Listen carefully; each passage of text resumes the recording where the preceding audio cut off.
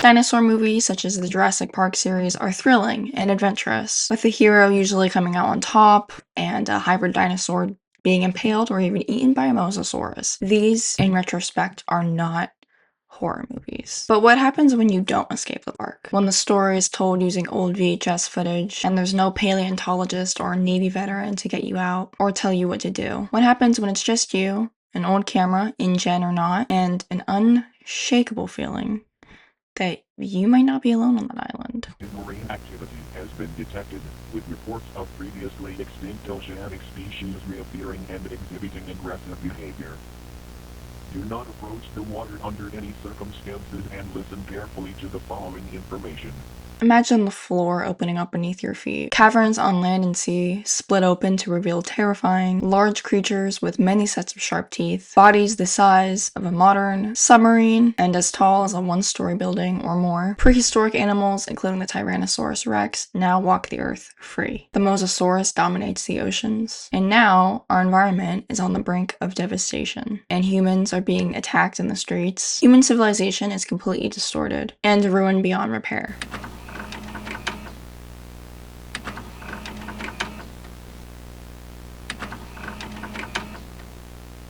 Prehistoric Emergence. Created by Asin Studios. Correct me if I said that wrong, please. The story depicts a global apocalypse caused by prehistoric creatures, including dinosaurs and insects. They emerge from mysterious and supernatural sinkholes, and the story is told using old VHS-style footage and aesthetics, as well as found footage, and emergency alert systems and news-style reports showcasing the devastating and violent impact of these creatures on modern civilization.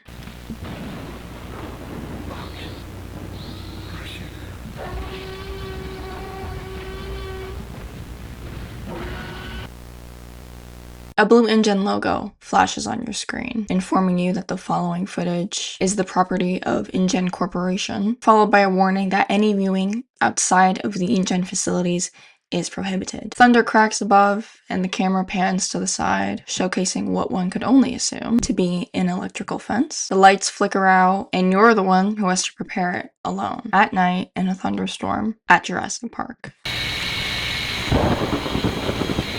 Outpost B is a part of Dino X86's Jurassic Park analog horror series. The electricity in the park flashes outward, and two workers briefly argue over who has to go fix it. The video goes black and then flashes to different locations. At one point, it even showcases a view of the logo of Jurassic Park on the side of a truck, and then it even shows the staircase up to the electrical room. Footage starts to get distorted on and off, and it leaves the viewer wondering what could possibly be going on before going back to normal. The power gets turned back on, and the man sprints out of the electrical room to the truck before stopping in his tracks. A Tyrannosaurus rex stands beside the vehicle, and what follows is the iconic earth-shattering roar, and also an iconic chase scene. The worker ends up in a small hallway, but unfortunately it is too late. And then he gets eaten. So...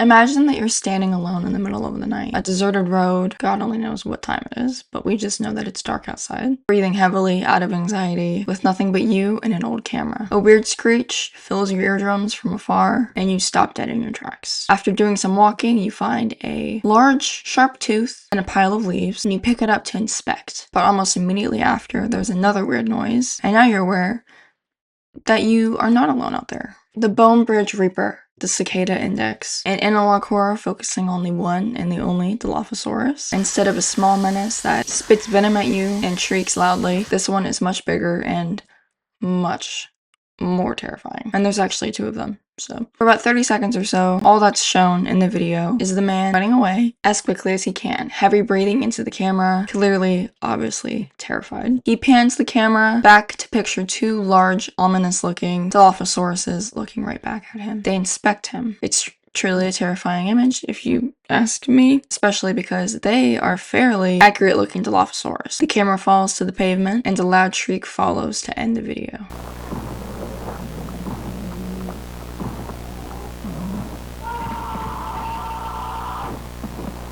The Spinosaurus Incident, Lysine Experiment 2, Jurassic Park Security, July 7th, in 1992. The loud beating of a helicopter in the sky is all that can be heard as the aircraft flies over empty grassland, searching for the Spinosaurus. The video then pans to a boat in the water. They are in a more swampy area. The night mission footage is green and ominous as the truck drives through jungle, the team coming up short on finding the Spinosaurus. The first Spino sighting consists of one of the members of the teams hiding in the bushes, recording the large dinosaur walking right past him, the floor shaking as it does so. After receiving the instructions to follow, the footage that follows consists of a man walking hesitantly through the woods, following the dinosaur with the best agility as possible. A loud roar in the crocodile-like jaws, and the flash of the green night vision light scares the worker and sends him sprinting in the opposite direction. The video ends with the worker screaming loudly, then the Jurassic Park logo follows, elevator music on top of it. Another piece of art posted by Dinosaur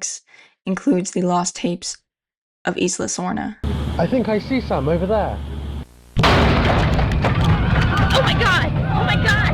We had some. What was that? The video opens explaining that after the San Diego incident in 1997, InGen has limited access to the maritime zone of Isla Sorna, making it inaccessible to the public. However, illegal tourism has emerged all around the island. The plane engine is loud as the group takes off from the runway. The footage pans to the one and only Isla Sorna, home of many dinosaurs. Suddenly, the wing of the plane flies off in an explosion of fire and debris, sending the aircraft plummeting downward. The video cuts, and then it opens to a photo of the broken plane, absolutely in half, and one of the girls walking out of it, onto the grounds of Isla Sorna. A pair of pterosaurs sit down looking at her on a rock, and then they attack. The video changes perspective, now focusing on one of the males that was on the plane. Briefly fighting with a velociraptor, and then fighting with a pterosaur, he falls downward into the water. He runs through the jungle, terrified, wet, before a velociraptor finds him again, and then calls for another. Somehow he manages to escape the two before the footage changes to a new scene. He runs toward a building. The T-Rex can be heard following behind him with the loud roar. A Spinosaur enters the scene, fighting with the T-Rex for a moment before both of their attention spans switch to him as he stupidly hides behind a vehicle.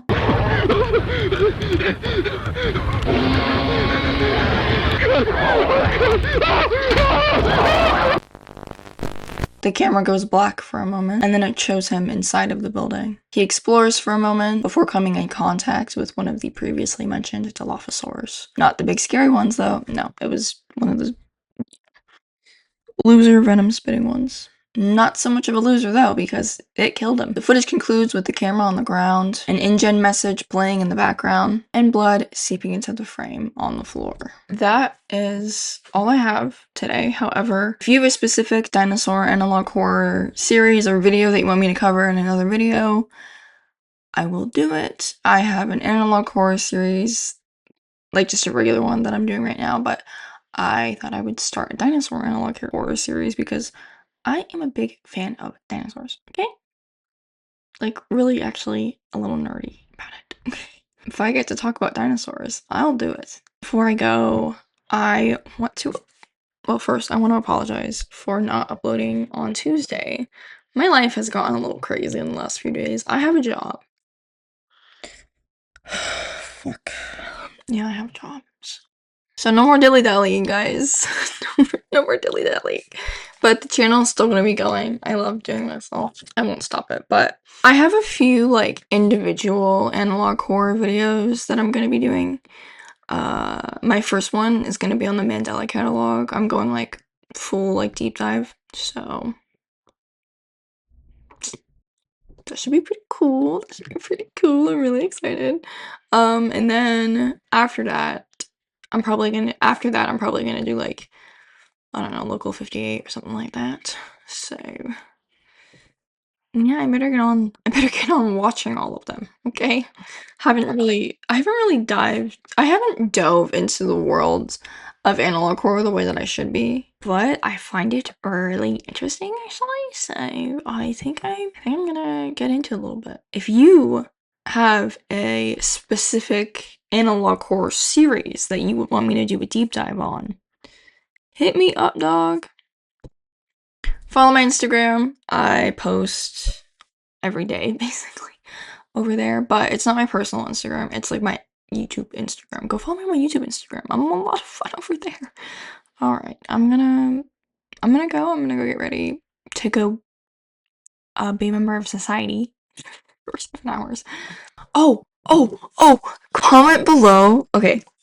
Wait, I want to know what your guys' favorite dinosaur is. Because me personally, okay, big fan of the sauropods. I think they're so cute. I even have a little sauropod behind me.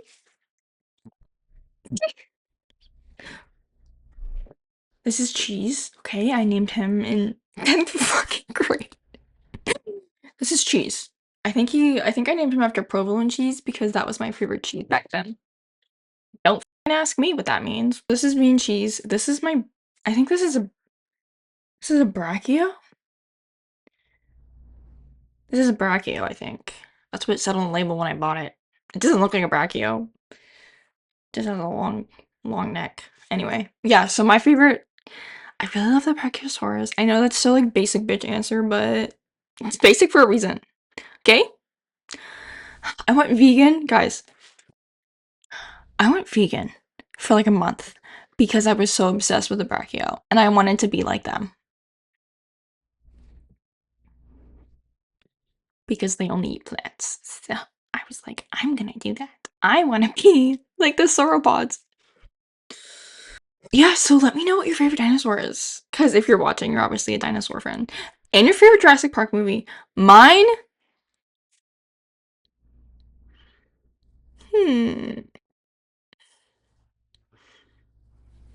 I am gonna go with the original. Basic bitch answer, I know, but again, it's basic for a reason. Jurassic Park is a good movie. I read the book. I don't have it. I had like a special edition and I got rid of it. I also love the Allosaurus and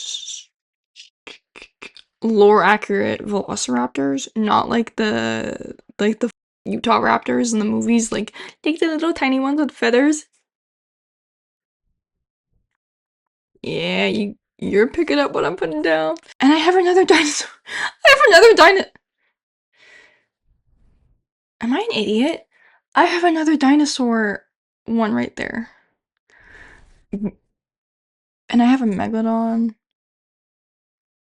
Yeah, this bitch is a nerd for real. Okay, me and Cheese, say goodbye. Subscribe. If you're not gonna subscribe for me, you should at least subscribe for Cheese.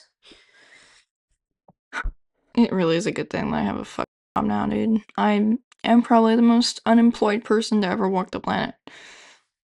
Just leave. I hope you've already clicked off. Goodbye!